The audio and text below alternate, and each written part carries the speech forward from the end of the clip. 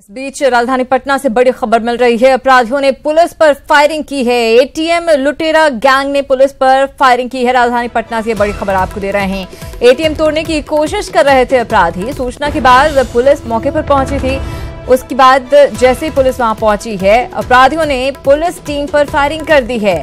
तो अपराधियों के हौसले कितने बुलंद है, एक और घटना इसकी तस्दीक कर रही है। राजधानी पटना से ये बड़ी खबर आपको दे रहे हैं। हम आपको बता दें, दरअसल एटीएम लुटेरा गैंग के लूट की खबर, एटीएम तोड़ने की खबर पुलिस तक पहुंची। उसके बाद पुलिस मौके पर पहुंची। जैसे पुलिस पहुंची है, अपराधियों ने फायरिंग शुरू कर दी है। ये तस्वीरें भी हम आपको दिखा रहे हैं। संजय हमारे साथ जुड़ गए हैं ज्यादा बातचीत और जानकारी के साथ। संजय, अपराधियों पर कोई असर नहीं, लगातार अपराधियों के हौसले बुलंद होते जा रहे हैं। पुलिस को भी निशाना बना रहे हैं अपराधी।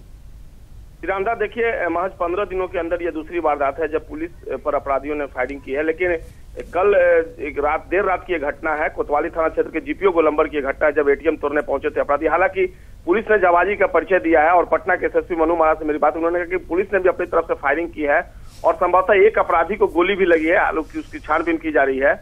और सबसे बड़ी बात है कि एटीएम जो है वो लूटने से बच गया है, क्योंकि एटीएम में जो जानकारी मिल रही है काफी पैसे थे।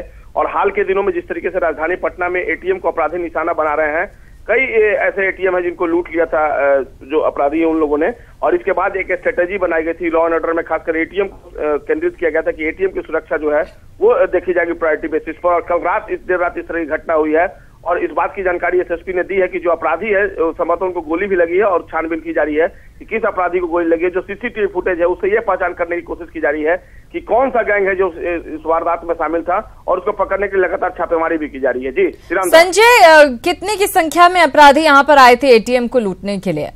देखिए, बहुत कुछ एसएसपी इस बारे में जानकारी नहीं दे रहे हैं, लेकिन उन्होंने इस बात की जानकारी दी है कि 2 से 3 अपराधी एटीएम के अंदर थे और इसके अलावा कुछ अपराधी बाहर में भी थे।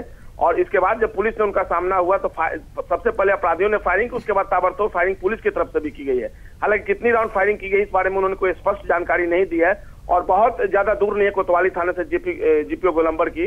फिलहाल पुलिस छापेमारी कर रही है। पुलिस का कहना है कि जो अपराधी फरार हुए हैं उनको पकड़ना उनके लिए अभी प्रायोरिटी बनी हुई है। जी बिल्कुल। तो कैसे पुलिस को जानकारी कैसे मिली थी? जीपीओ गोलंबर के पास ये एटीएम स्थित है, वहां पर क्या किसी बाहर के किसी शख्स ने जानकारी दी थी या फिर वहां पर गार्ड की तैनाती की गई थी? श्रीरामदा, जो जानकारी मिल रही है कि जो गार्ड था, गार्ड ने ही पुलिस को सूचना दी, क्योंकि हाल के दिनों में एक बैठक बुलाई गई थी बैंक के अधिकारियों की और उसमें कहा गया था कि जो एटीएम में जो लूट और चोरी की वारदात हो रही है उसको रोकने के लिए बैंक और पुलिस का कोऑर्डिनेशन जरूरी है। और जितने भी गार्ड हैं उनको स्थानीय थाने का नंबर दिया गया है और जो जानकारी मिल पा रही है, गार्ड ने ही पुलिस को इन्फॉर्म किया। उसके बाद तत्काल मौके पर, चूंकि गश्ती पर थी डाक बंगला चौराहे के पास, इनका के पास जो पुलिस कोतवाली थाने की, वो तत्काल मौके पर पहुंच गई और उसका अपराधियों से सामना हो गया। जी बिल्कुल।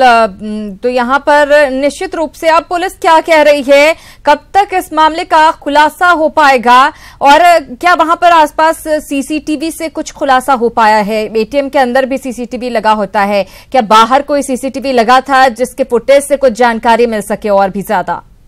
देखिए श्रीरामदा, पटना पुलिस के पास, खुद एसएसपी के पास कई सीसीटीवी के एविडेंस के तौर पर मौजूद हैं जिसके आधार पर क्रिमिनल को आइडेंटिफाई किया गया है। हालांकि उसको मीडिया से शेयर नहीं किया जा रहा है, क्योंकि पुलिस का ये कहना कि अपराधियों तक पहुंचना उसकी प्रायोरिटी। देखना होगा कि इस सीसीटीवी के आधार पर, चूंकि जो अपराधी हैं उनका पहचान करने का दावा किया है एसएसपी ने, और जल्द ही उनका दावा है कि चूंकि जो सामान है, गैस कटर वगैरह छोड़ कर गए हैं, स्निफर डॉग की टीम भी पहुंची है, उसने अपने तरीके से पूरे मामले की जांच पड़ताल की है। और निश्चित तौर पर पुलिस का ये कहना है कि जल्द ही अपराधी जो है वो कानून और पुलिस की गिरफ्त में होंगे। श्रीरामदा जी बिल्कुल, तो जल्द अपराधी कानून की गिरफ्त में होंगे, पुलिस का दावा है। बहुत शुक्रिया संजय जानकारी के लिए। लेकिन अपराधियों के हौसले कितने बुलंद है वो आप अंदाजा लगा सकते हैं। अभी खगड़िया की खबर हम दे ही रहे हैं लगातार आपको, वहां पर भी किस तरह से गोलियां बरसाई गई हैं पुलिस पर, और यहाँ भी कुछ न कुछ, अक्सर ऐसा होता है इस तरह की घटना आती है, पुलिस आ जाती है तो अपराधी भागने की कोशिश करते हैं, लेकिन यहाँ पुलिस पर गोलियां बरसाई गई हैं, फायरिंग की गई है पुलिस के ऊपर। राजधानी पटना की यह खबर है। जीपीओ गोलंबर के पास ये एटीएम स्थित है और यहीं पर लूट की घटना को अंजाम देने की कोशिश की जा रही थी, लेकिन पुलिस ने इसे नाकाम कर दिया।